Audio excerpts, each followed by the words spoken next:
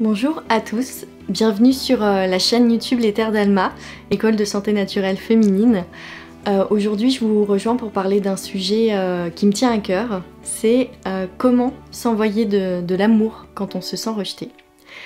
Je vous parle de ce sujet en cette période parce qu'on vient de sortir du confinement et en ce moment il y a des actualités qui sont assez perturbantes et il y a des sujets sur lesquels on peut se sentir en rébellion, des fois d'autres personnes non. Et en fait quand on en parle à nos proches, enfin moi c'est ce qui vient de m'arriver, quand on en parle à nos proches on peut ne pas se sentir entendu et même rejeté pour nos idées. Alors ça c'est un parcours que personnellement j'ai déjà vécu, parce que dans mon chemin de vie je me suis beaucoup écartée de ce que pensent mes proches d'une manière générale, donc j'ai souvent ressenti ce rejet. Et là je viens de le ressentir encore une fois et quand je vous parle j'ai même envie de pleurer en fait. Donc si je pleure, j'espère que ça ne vous perturbera pas. Et si ça vous perturbe, je vous inviterai à explorer dans votre corps pourquoi ça vous perturbe. Que ce soit que vous ressentiez de l'énervement, de l'agacement, de l'empathie et que ça vous fasse pleurer aussi, je ne sais pas. En tout cas moi je vais m'autoriser à ressentir ce que je ressens. Parce que c'est une leçon de vie aussi. C'est-à-dire que dans notre société, on se coupe de nos émotions parce qu'il faut faire bonne figure. Et faut pas trop se montrer en public ou quoi. Alors que si on laissait, je pense, chacun libérer ses émotions, il y aurait beaucoup plus de paix sur cette terre. Moi, ce qui vient de m'arriver, c'est que je viens d'échanger sur un sujet qui me tient énormément à cœur, sur la santé.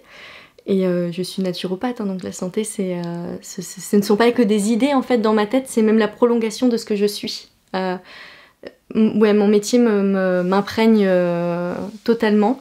J'ai l'impression que même mon incarnation, c'est ça en fait, c'est de parler de la santé.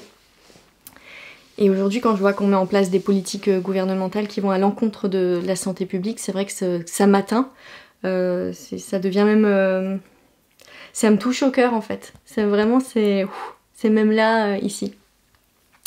Et donc quand je me sens pas entendue par mes proches, je me sens rejetée dans ce que je suis.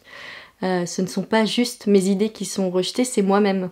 Donc, waouh, je le traverse. Et la première réaction, ça pourrait être d'aller à l'encontre de l'autre et me dire c'est un gros con, puis de toute façon je lui parlerai plus de ces sujets, il entend pas. Je suis pas du tout accueillie dans qui je suis.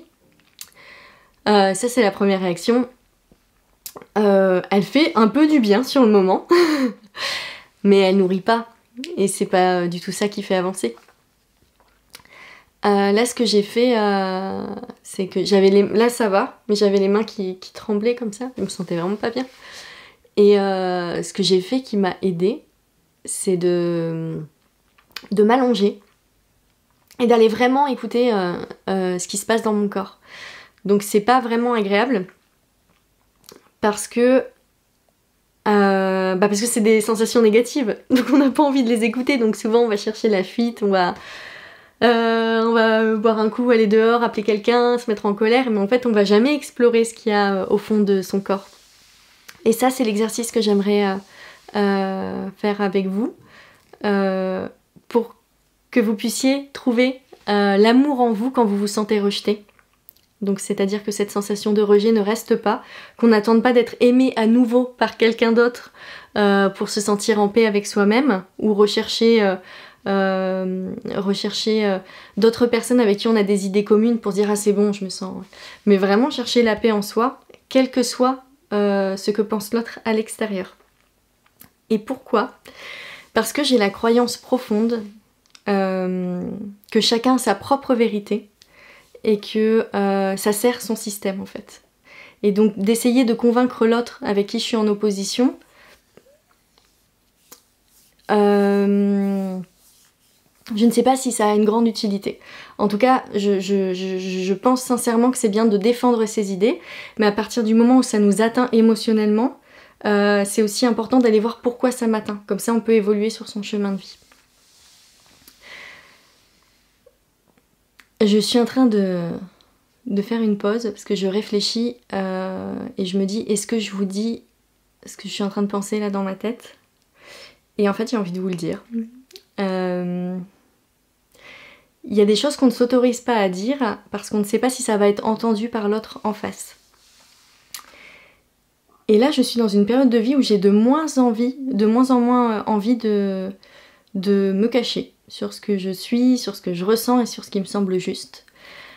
Il y a, je ne sais plus exactement combien de temps, 3 ans, un peu plus de 3 ans, je suis allée au Pérou et j'ai fait un stage chamanique avec des chamans.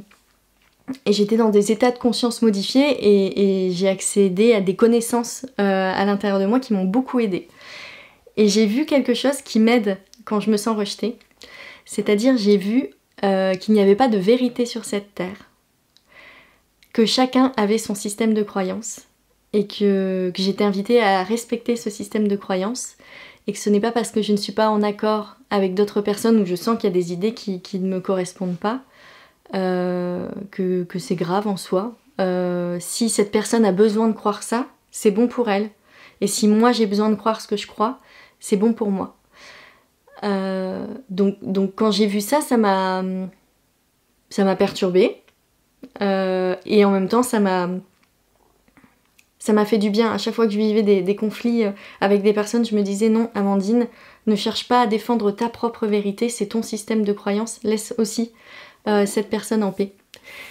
Et comme je le disais tout à l'heure, et en même temps ça ne m'empêche pas d'être engagée sur les sujets sur lesquels je suis engagée parce que c'est mon essence et j'en ai besoin, ça me nourrit de l'intérieur.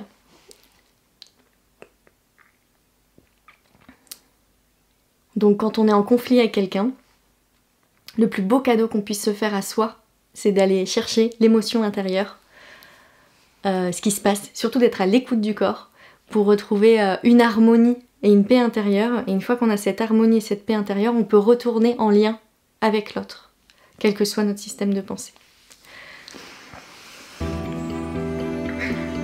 Alors, je vous invite à soit vous allonger, on va faire l'exercice ensemble,